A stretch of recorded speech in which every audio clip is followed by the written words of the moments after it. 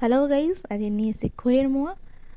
তো একদম খুব সহজে বানিয়ে নেওয়া যাবে, খুব কম সময়। তো দেখে নাও, ফার্স্টে কড়াইয়ের মধ্যে গুড়টা দিয়ে দেওয়া হলো, অল্প একটু জল।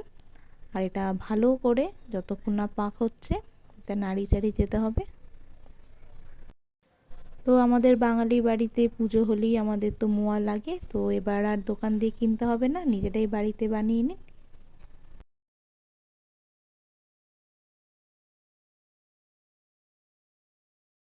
200 গুড় নেওয়া হয়েছে আর খইও 200 নেওয়া হয়েছে। তো তোমরা যখন করবে সমান পরিমাণ রেখেই করবে।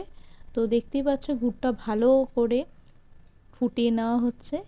আর তোমরা দেখবে যদি পাক না হয় তাহলে অল্প একটু তেঁতুল দেবে, দেখতে পাচ্ছ আমরাও দিয়েছি। আর ওটা হয়ে যাওয়ার পর তেঁতুলটা তুলে ফেলে দেবে।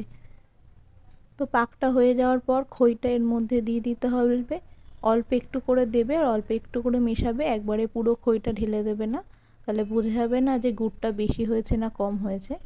তো অল্প একটু করে দেবে আর মেশাবে। আর দেখতেই পাচ্ছ গ্যাসটা বন্ধ করে নিয়েছি। তো গুড়টা পাক হয়ে গেলে গ্যাসটা বন্ধ করে নেবে, নিয়ে তারপর খইটা মেশাবে।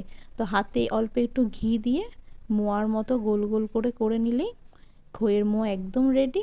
কেমন লাগলো অবশ্যই কমেন্ট করে জানাবে, ভালো লাগলে চ্যানেলটা সাবস্ক্রাইব করে দেবে।